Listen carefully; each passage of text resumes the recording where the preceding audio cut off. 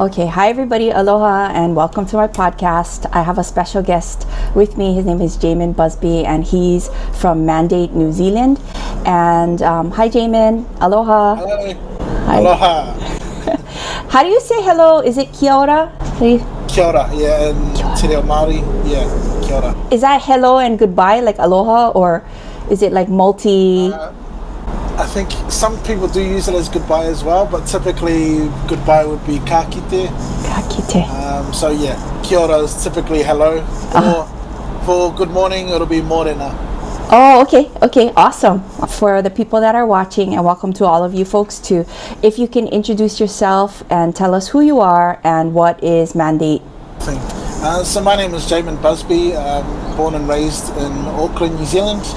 I am in my final year of study, so literally a week away from graduating. Woo! School teacher, so I'm super excited, and I'm blessed to be part of the Mandate team. So Mandate is about uplifting our men to help them unlock and refine themselves and sort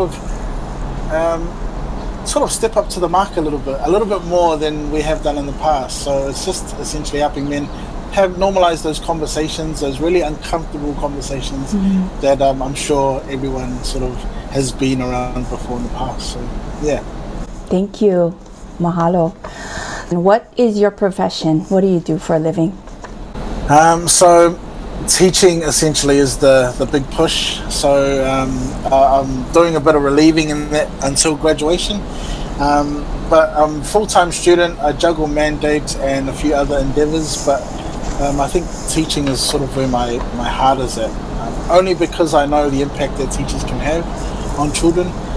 I still have teachers that I keep very close to my heart, and I think as an instrument for strengthening character and helping our children be prepared for what the world is like, teachers play such a pivotal role. That's awesome. So are you actually in school and then you're going to become a teacher? Like, are you having to do, it's like student teaching? Do you folks do that prior to becoming a teacher, or do they just throw you into the classroom? So we do 3 years for the teaching degree, but in those 3 years they place you in a primary school at different age groups, so you can sort of get a feel for the different age groups. Okay. And then I was fortunate enough that the school I was at this year offered me a position, and they really wanted me to be there next year, so I was happy to join them. That's awesome.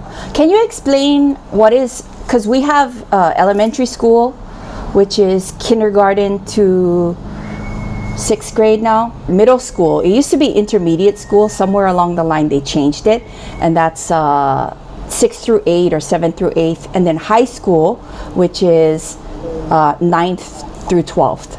So what is primary school? Yeah, so primary school here would be your, did you say junior school? So it's intermediate? So intermediate would be like middle school for you. It's only for 2 years at intermediate. Is that similar for middle school then? Yes. Yes, so intermediate would be middle school. So I'll be a middle school teacher. Okay.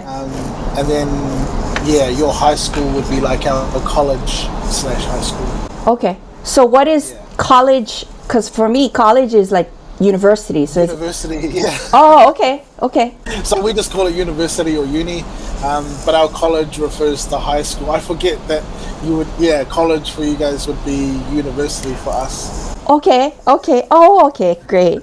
Okay, so you and I and our other friend Patia, who's also part of Mandate, we spoke before in a previous conversation, yourself and myself, because we're in the same profession.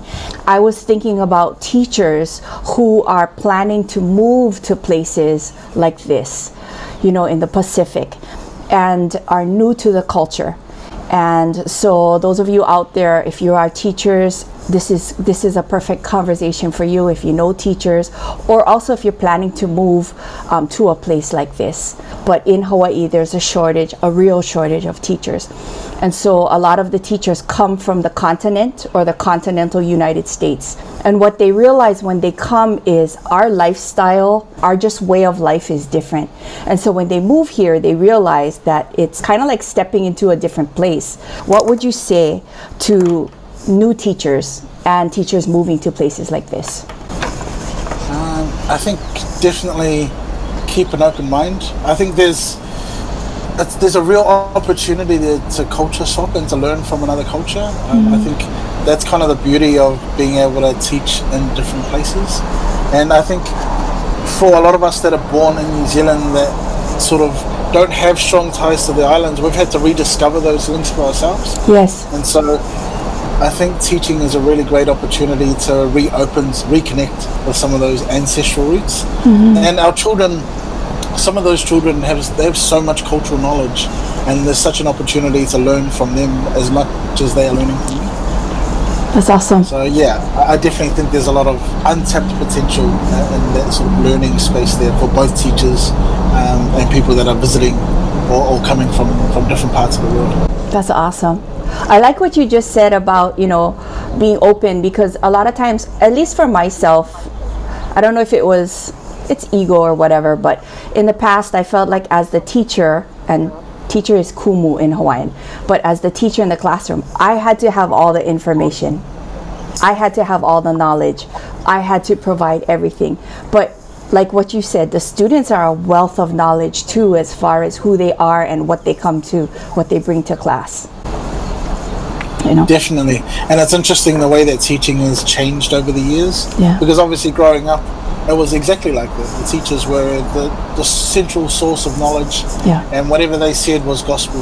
Yes. So there wasn't really much room for any kind of dialogue or interaction, really. So it's kind of cool to see the way that education has evolved over time. Yeah, that's awesome.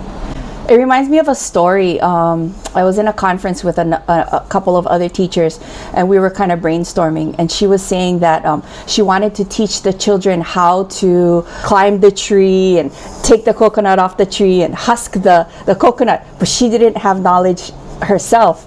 And so when she was watching a YouTube video and she was trying to do it herself, one of the students had come by and said, "Hey, I know how to do that."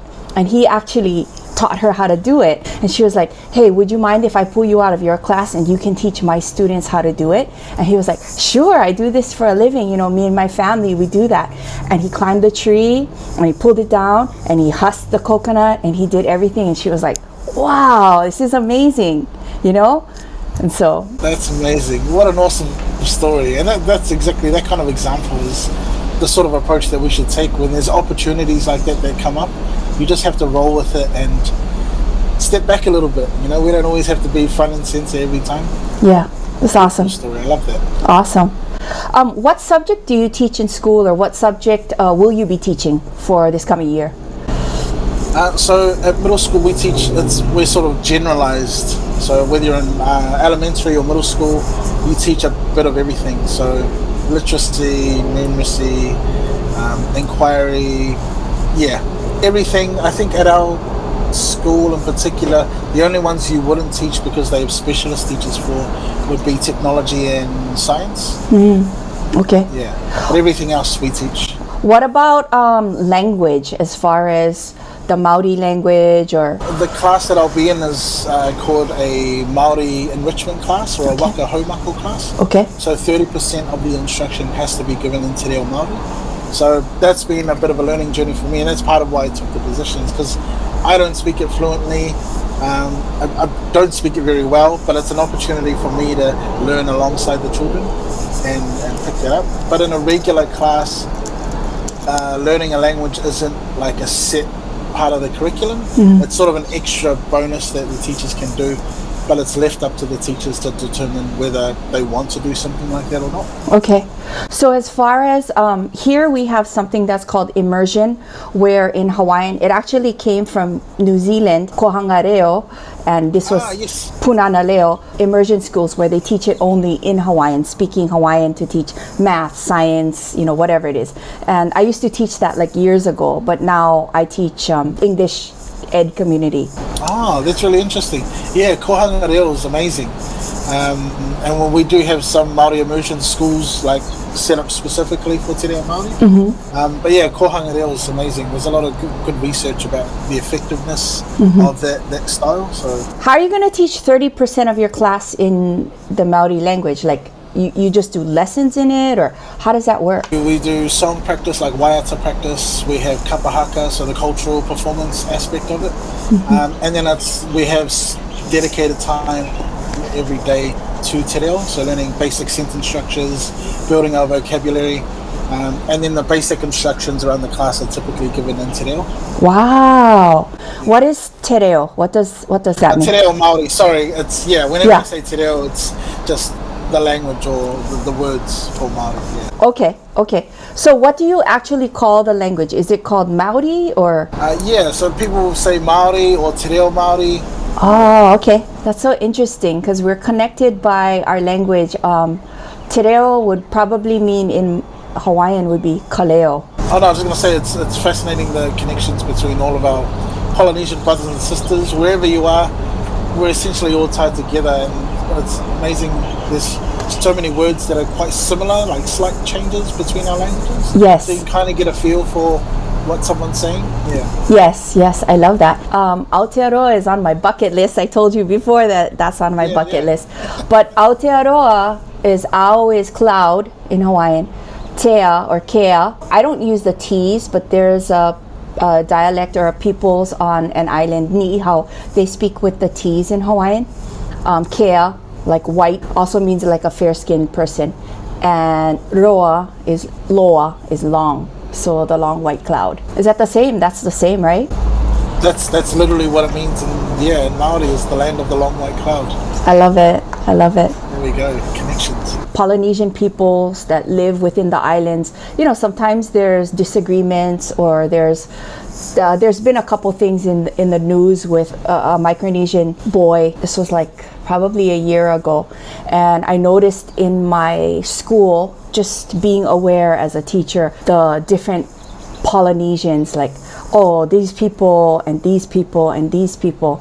And in my class, I try to help as a Hawaiian teacher is to remind the students, not just if they're Polynesians or Pacific, but also because we live here in the Pacific, it's our responsibility that those are our Polynesian brothers and sisters. Our languages are related, our culture, our lifestyle might be different, and we might come from different places, but do our best to get that understanding. So is it the same way there with the different, because you said you're Samoan, are you? Okay. Samoan and Maori, Is there like a barrier between different kind of blood races, or you folks are all kind of one? There's some history there where I think growing up, definitely there were clashes between Samoans and Tongans in particular, because they're the two most dominant ones in New Zealand. So there was a lot of clashes there. But I feel like the way that our society has evolved, it's becoming more Polynesian. Everyone's sort of united under that banner of being Pacific and Polynesian, and we kind of help fight each other's battles, and there's a lot more cohesion and support between the different Pacific islands now. That's awesome. It's great. And so having, language weeks are quite big here, so we celebrate each other's culture and language, and it's all part of the sharing and giving back and helping others learn about, our different cultures and things. So I'd say that although there's been some tension in the past, things are pretty good for the most part now. So you said you're Samoan and Maori. Does that mean like your mom is like? My dad is Maori and my mom is Samoan. Yeah. Did they meet there or elsewhere? They met here. So I think outside of Samoa, for example, the most Samoans in the world are in South Auckland, where we grew up. Wow. So it's quite a big population of Polynesians in South Auckland, essentially. And I think Maori population is becoming more and more mixed. Yes. There's less and less full Maori now with colonization and all that sort of stuff. Here in Hawaii also, we have like different types of Polynesians, Pacific Islanders, Hawaiians, Filipinos, especially because 70 years ago it was the sugar cane. Now it was longer than that. So like the Filipinos came to Hawaii to work, and Chinese, Japanese. So there's a lot of different Asians here. And Caucasians, we call them haole, are a big part. What are Caucasians there? I think in the Samoans we'll call them Palangis. Palangis. Maoris we'll call them Pākehā.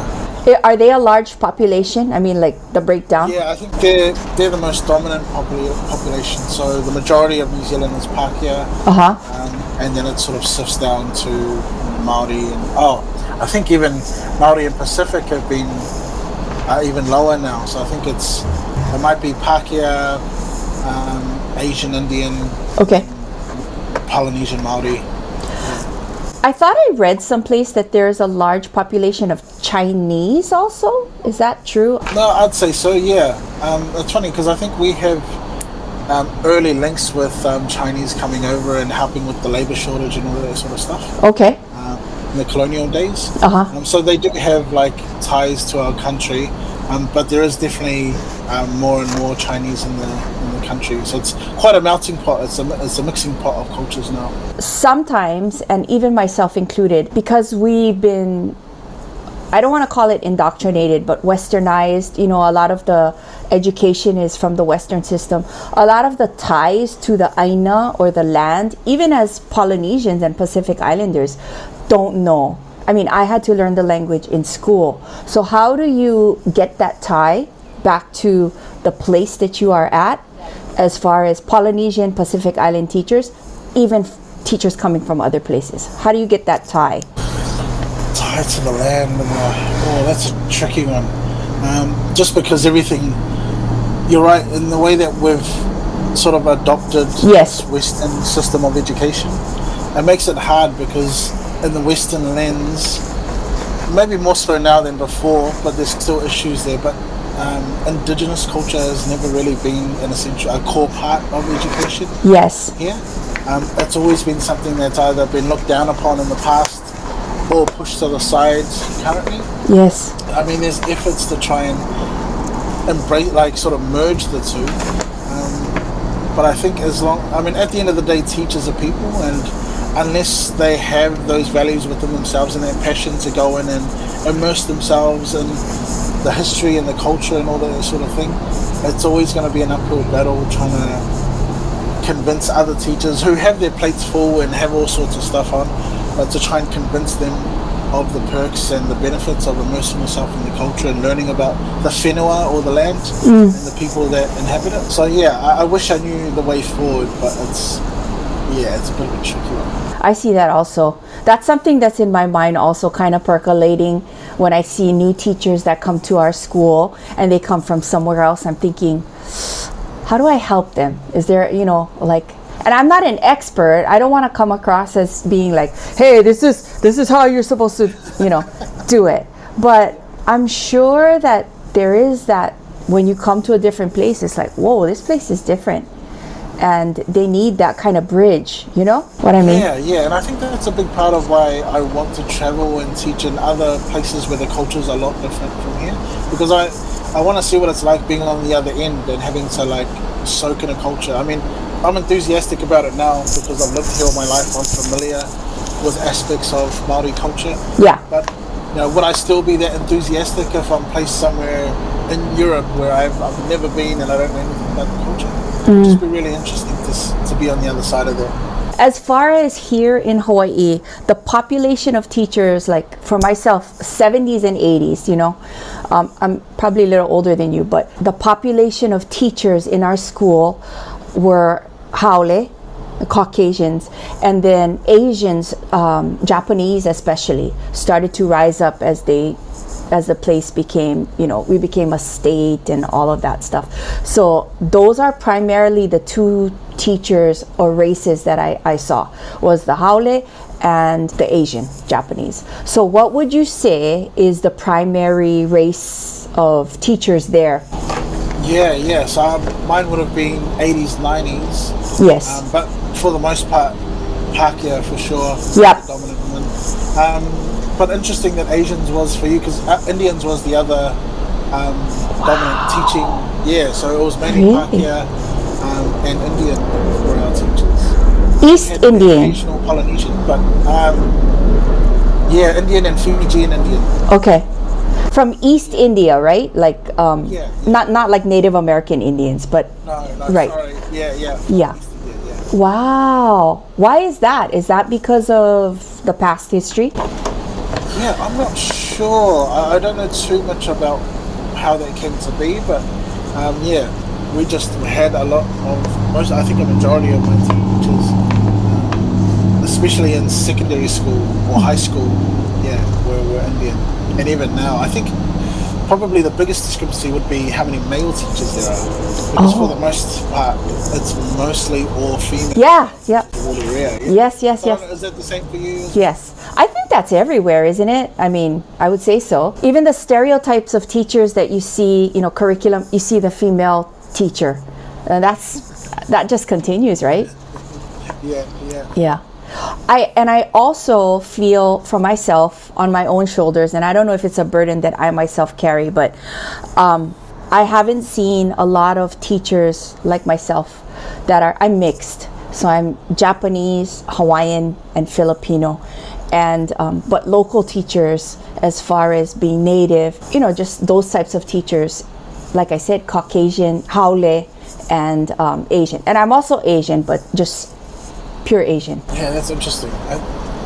I think we're seeing more of that now, but again, similar to you, there's a teacher shortage here. The workload is crazy. So I think people's life circumstances, I think, will determine whether or not you're this is the time for you to teach. I think timing is probably one of the biggest factors in terms of whether you're going to be a teacher or not. I think for myself, as far as being in the education industry, 70s, 80s, that type growing up, even in college, 90s, all of those times, the native cultures, the textbooks were written typically by white Westerners, and there's a push for more resources written by Polynesians, written by natives from a different perspective. And even, I'm not blaming my Asian teachers, but a lot of it was to push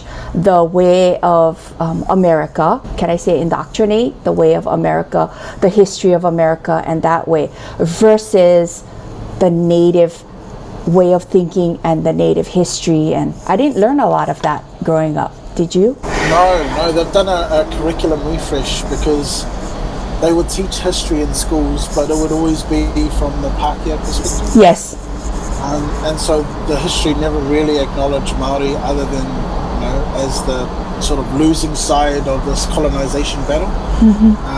And they're often portrayed as savages and that sort of thing. So there's been a refresh with their curriculum so that it sort of goes beyond Pākehā colonization and really looks at who Maori were before colonization. Exactly. But it's interesting, you sort of inspired a thought as you were talking about that whole, being indoctrinated versus the native knowledge. And, people talk a lot about the American dream. Yeah. And so Americans have been, from the outside at least, they come across as really patriotic, almost like patriotism is such a big thing over there. And so I was curious about how that affected education, and I guess that perspective is quite interesting that you brought up in terms of having the American perspective, but then still honoring your own heritage and ancestral knowledge. Yes. So fascinating point you kind of made me think there. Well, I come from a different place, because Hawaii is outside of the continental United States. So the patriotism on the continent might be different from Hawaii, because Hawaii was overthrown. The Queen was overthrown. So there's still that tie to patriotism to Hawaiian, as far as prior to statehood. So I come from a different place, and I see that more. And for myself, it's always been kind of like a fine, that balance between being, whether it's American or Western or whatever, versus being what you are ancestrally, being Hawaiian. And to me, being Hawaiian or native doesn't mean that I'm anti-American, although for some people it is true because of the overthrow in Hawaii and our history. However, I don't see it necessarily as one or the other. I see it for myself is I'm still trying to navigate my way, because for the students, I don't want them to have that kind of mindset to where the hate goes in the opposite direction. From the past, it was from the white side, like people wanted to be white. You wanted to be, I didn't like being who I was as a native. Like I wanted to be haole. I wanted to be white. I wanted my skin to be whiter. I didn't want my eyes to be as slanted. I have dark hair. You know, even my body type is bigger than the typical thin Caucasian look. And people on TV, nobody looked like me growing up. So it's that fine balance of accepting who I am, but also helping the kids to accept who they are and not kind of go in the opposite direction of hate. I don't like the hate. For sure. That's an interesting, it's definitely a fine line to walk, navigating both those worlds, because that's essentially what we're doing. We're, our ancestral link is coming from one world, but we're living in a world that's not really our native. I mean, it's native in the sense that we've been born into it, but our ancestors definitely weren't living their lives this way. So navigating both spheres of life is always an interesting dilemma. And it's ongoing. Like we make progress in one area, but we're never ever going to be completely even, I suppose, because similar to you, not seeing enough of myself and the people that come on TV is always going to be an issue. And it got to the point where when we did see our people on the TV, they were always the comedy relief. They were always the joker or playing the dumb character and being played for laughs. Yes. And then now the battle's turned from wanting to be seen on TV to wanting to be portrayed in different roles. Diversifying that we're more than just laughs. We're more than just a prop on the screen kind of thing. Yes. It's interesting that you mentioned that, because I taught a class a couple years ago. It was a Hawaiian studies class, and one of the clips that I showed was of Gilligan's Island. And in that clip, you see the natives as these kind of like bumbling idiots, dumb, just kind of like, just not being all there.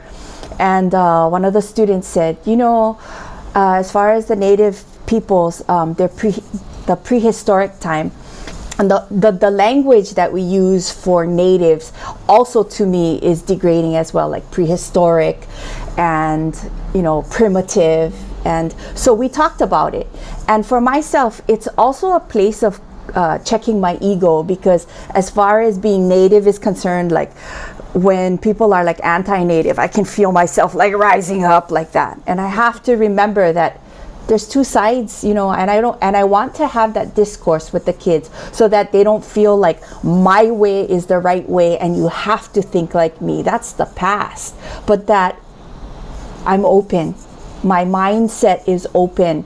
Not that I would change, not necessarily change, but I'm willing to hear what you have to say and what your thought process is, because I care about what you have to say. Yeah, no, definitely. It's funny, one of the guests that we interviewed this week had mentioned about how we're coming from a generation where we're sort of transitioning, where we're coming from a generation of debate, and now it's moving from debate to conversation. And so, conversation, it's everyone's able to share their perspectives without arguing what's right, what's wrong. We're sort of talking for understanding now instead of talking to prove who's right and who's wrong. So I really like that you mentioned that, because I think it's so important that we model it ourselves, for one, in terms of being open-minded. And sure, we might not change our perspective, and we might feel that we know what we know is right. But I think it's still so important to be respectful and to humble yourself enough to listen. Because I think it's the only way we're really going to move forward in peace. So, big ups to you, Tracie. I think that's amazing. I like that. I like what you said. Thank you.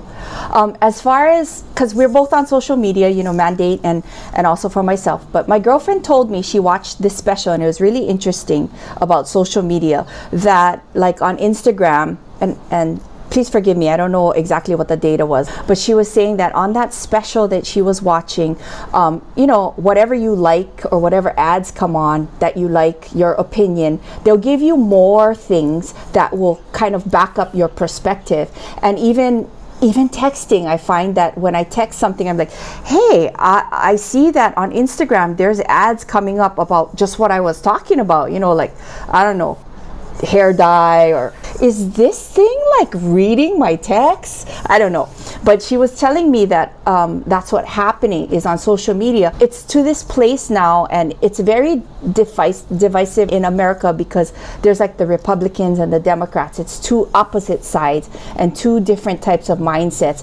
And in the past, it was where people could agreeably disagree, but now it's just like people are divorcing their family members because of your point of view. That's happened to me in the past. Looking back, a lot of it for myself was, this is my way of thinking, this is the way that I think, and it's not going to change. And for me especially, it was like a lot of religion. This is the way that it is. And so now I'm starting to, I don't know if it's because I'm getting older, but just accept that the world is changing, the mindsets are changing, the students are different, the students are changing, and you can have a different perspective than me, and I don't want to divorce you because of it. I still want to be your friend, so do you see that yeah, no, absolutely. And I think that's the interesting thing with social media is like people talk about like the algorithm. Yes, that's it.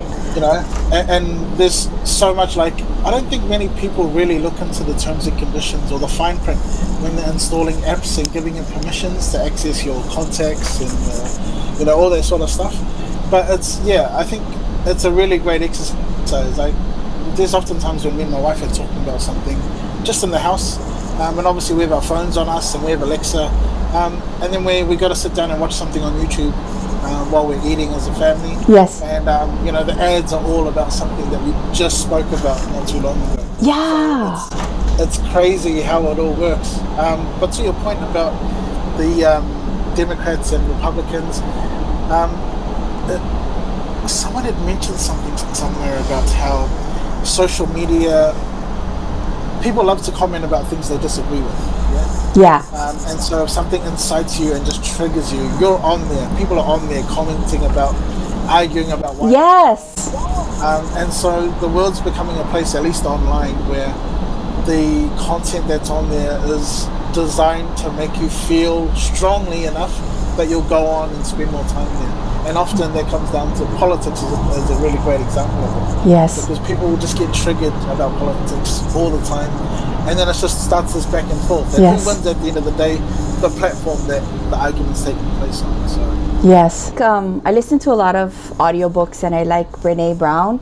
One of the things that she was talking about is just this place to where it's so divisive, to where one side and the other side is like impasse, But at the end of the day, like if that's your dad, you can't divorce your dad. I mean, your opinions might be different, but at the end of the day, that's still the person that you grew up with, that you love. And I'm sad about that, because my dad and I in the past, we've had like differing mindsets, but we're still close. Just recently, even, there was the Nancy Pelosi. She's like one of the politicians, and somebody came into their house and was trying to attack her. I'm thinking, what's going on? It's gotten so far to where somebody hates you so much that they're willing to go into your house, and it's not even your opinion, but willing to hurt somebody physically just because of the stand that they have. And yeah, that's a sad thing to me. yeah, it's a crazy world we live in, and I guess that's one of the effects of having information at your fingertips, where you can find anything about anyone online. And so keeping things safe and away from the public is so important.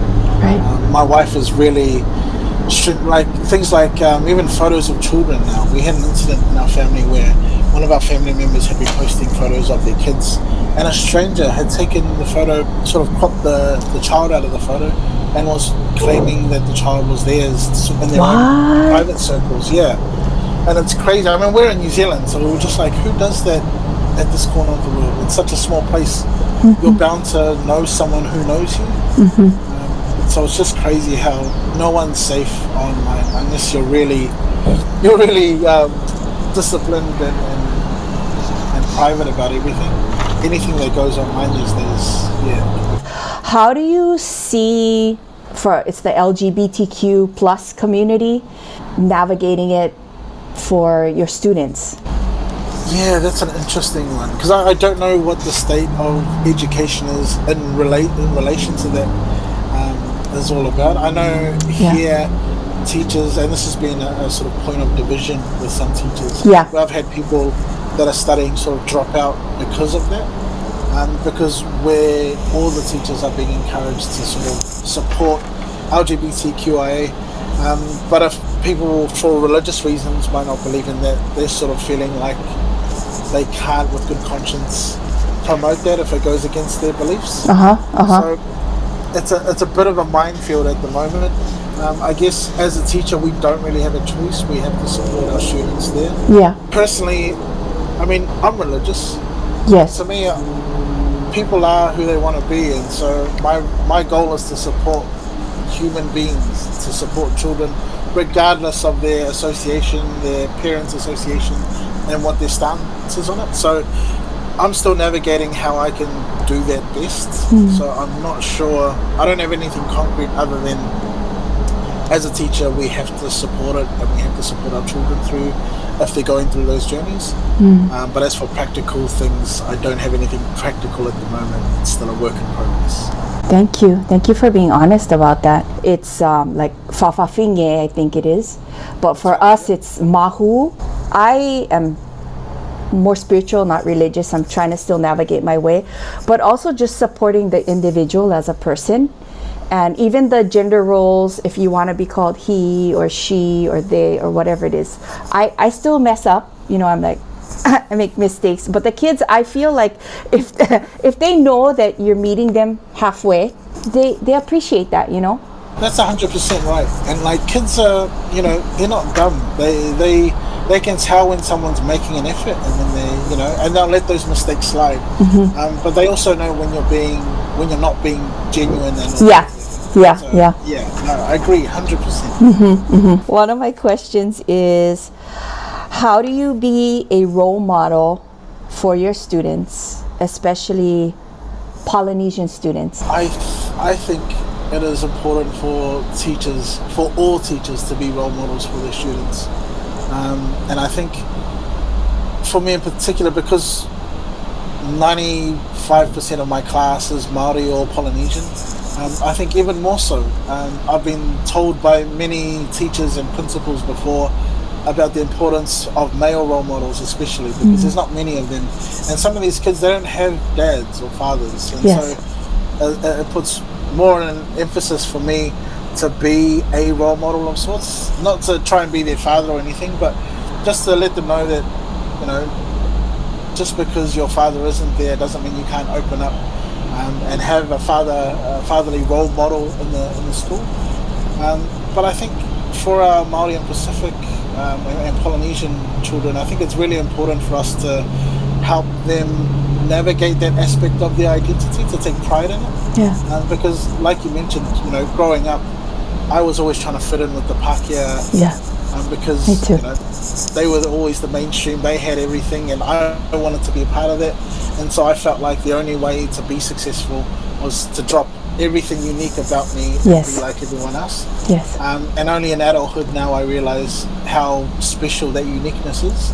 So if we can help unlock that appreciation for our identity, our uniqueness at that young age, I think it doesn't matter which way the world shifts, because the world will go the way the world goes, but they'll always be equipped with the foundation to thrive no matter what. That's good. I like that. I was thinking of a story that when you were mentioning that, we have a lot of the influence of the Christian church, and so my parents still go to church, and so we understand the concept of doing for others. One of my sister's friends was having a graduation party, and she asked for kalo taro, and so she asked my mom and dad to go get it. My parents are older, right? So this was years ago. My parents went down to get it, and it's a far drive from where we live. It's about 2.5 hours to get there and to go down and to get it. And so if you've ever gotten taro and pulled it and all that stuff, that's a lot of work. So my parents did that years ago, and when they came back, I said, Mom, why did you do that for her? That's a lot of work. You guys are old, And she said, "'Cause we can." And she said, "And that's what we do. We're Hawaiians." And I don't know what it was, but it was something about just the pride that I had in my mom for, she's always understood who we are as Hawaiians and how we want to help other people. And I was like, I felt so much pride in my culture and so much pride in my heritage and so much pride from my mom. I don't know what the question was. Beautiful story. Yeah, you just sort of got me thinking about that generation. I think my grandmother was exactly the same, and you know, my mum was always working to provide for us, so oftentimes my grandmother was the one who raised us. And often she would be similar. You know, she's older, but she was out there picking flowers from her garden to give to people who were walking by or wanted it for church, and she gave everything of herself to other people. And I think this, because of her journey to New Zealand from the islands, she just had a greater appreciation for life and doing those small acts of kindness. Whereas us being, I think, just from the nature of being born in New Zealand, we don't have that appreciation of what it takes to struggle in the islands and then come to New Zealand and start with nothing. And sometimes I think it's something we take for granted. Even now, I think I take it for granted. And so it's just trying to remember that everything we have now is because it's been built on the backs of those who have had to really struggle and build something from nothing. Yeah. Like your mother has, I'm sure. Yeah. And like my grandmother and my mother have as well. So. Yes, that's awesome. I noticed too, and this might be just in our society, but there's a lot of people are moving away because of the cost of living. Is that happening in your country as well? A lot of people move to Australia because there's way more money in Australia. Okay. So there's always a shortage all around. But I think in Auckland in particular, there's a lot of development. There's a housing shortage, which means all the houses are really expensive. Yeah. Rent is, really expensive. And so there's a bit of history there because back in the day when my grandmother came over, there was a sort of community of Pacific people living quite close to the city. And housing was cheap and everyone sort of lived in this community. But as things got more expensive, they were pushed out to South Auckland. And now it's sort of happening where, because of costs, everyone's being pushed further out. So the gentrification is... Yes. Yeah. So there's a lot of that happening at the moment. And so I don't know how much longer we're going to be in South Auckland because rent keeps going up. Buying a house is over $1 million now. And there's been a lot of inflation, but everything's been inflated except for the wages that everyone is. Yeah. So, who knows where the state of South Auckland is going to be in the future. Where did your grandmother come from? So she came from Samoa. So both my grandparents came from Samoa and then moved to Auckland. There was a labour shortage, so I think New Zealand had control of Samoa for a period, and so there was a relationship there. And when there was a labour shortage, they went to the islands, and a lot of people saw this as an opportunity to send people to New Zealand and sort of try and set up home base here. Yeah, so my grandmother was one of them. Did she come from American Samoa or Western Samoa? Just Western Samoa, yeah. Wow, okay. It's interesting because my kid's grandma came from Samoa as well. Oh, wow. Yeah. Thank you so much, for talking with me. I really appreciate it. I felt like we have this great vibe. I was like, yay, he's cool. No worries, anytime at all. Couple last quick questions for fun. What did you last binge watch, or what was your last favorite watch? Oh no. This is such a... Oh man, yeah. So there's this... we never watch TV here. Everything is like Netflix. Yeah. And for whatever reason, my sister and my wife have this... They really enjoy reality TV. So we watched this reality TV show called F-Boy Island. It's terrible. But it's so terrible you can't stop watching. It's just one of those dating reality shows. I don't know why we watch it, but it's the guilty pleasure. It's sort of like admitting that you like the Spice Girls. But I have to be honest. That's why I asked him that question. I don't know if we have the same programs, because I heard that Netflix in different countries is That's right. different shows. I've never heard of that.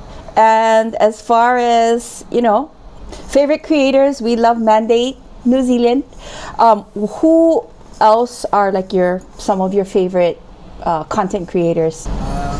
I love like film, so I think most of my creative inspirations are like directors and filmmakers typically. So people like Taika Waititi, he's an awesome local legend filmmaker. Yeah, I'd say probably he'd be the main one for now. Was he a guest on your channel? No, okay. I'm trying to get him on the channel. Okay. Yeah, he's always quite busy making movies and things like that. Okay. Yeah. Okay. Anybody else? Because I don't know that person. Yeah. I'm sorry. No, I don't want to be ignorant about it. He made the last Thor movie. Thor: Love and Thunder. Okay. Yes. Okay. He plays the guy, the rock guy, the one that's made of all the little rocks. He's got that strange accent. It's because it's his Kiwi accent, his New Zealand accent. I thought it was Jake Hickey from Once Were Warriors. I thought that was the voice of that guy. It's not? Oh, no, it's not. No. Okay. He's done really well for himself too in the Star Wars universe. Okay. Because he's also Aquaman's dad. Yeah, he is. He is. He's an icon, that guy. And maybe the last question, who are the people that's part of your Mandate New Zealand? Who's part of that channel? Yeah, so I co-hosted with Patia. And Charles Mulipola is the other co-host. So there's three of us typically, and sometimes we might sub in and out based on our schedules. And then behind the scenes we have my brother Bradley, who does all the technical stuff, the editing and the lighting and all that. And then Patia's wife Caroline also helps manage things. So they're sort of the head of our team and head lead inspiration.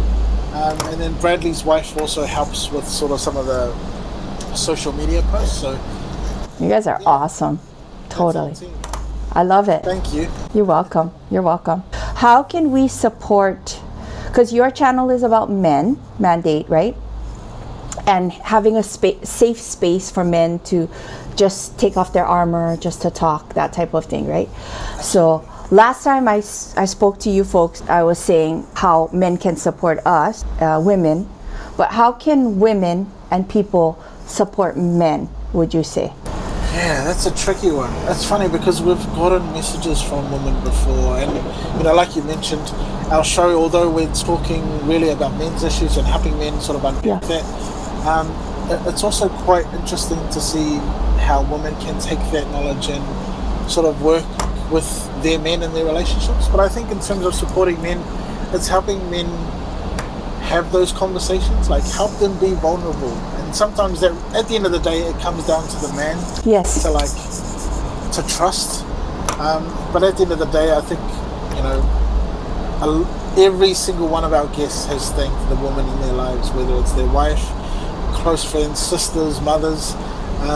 You make us who we are, and we can only do what we do because of the woman in our life. So I think it's just be there ready. We can't put really a timeline on when men will open up, but sometimes those moments don't come often, but when they do come, if you're ready, they will engage, is my personal opinion. I'm no expert, but that's what comes to mind. I love that. That is so awesome. Thank you. I'm so great. I'm so thankful for your interview, this interview today, and I'm so grateful for you. And thank you for just talking with me, shooting the breeze. And gosh, I really appreciate you. No worries. Anytime, Tracie. And I feel like we're bound for life now, not just as Polynesian brothers and sisters, but as educators. And like New Zealand is on your bucket list, Hawaii is on my bucket list as well. So I'm sure there will be a time we will meet and catch up, and I look forward to that day. Me too. So thank you so much for being here.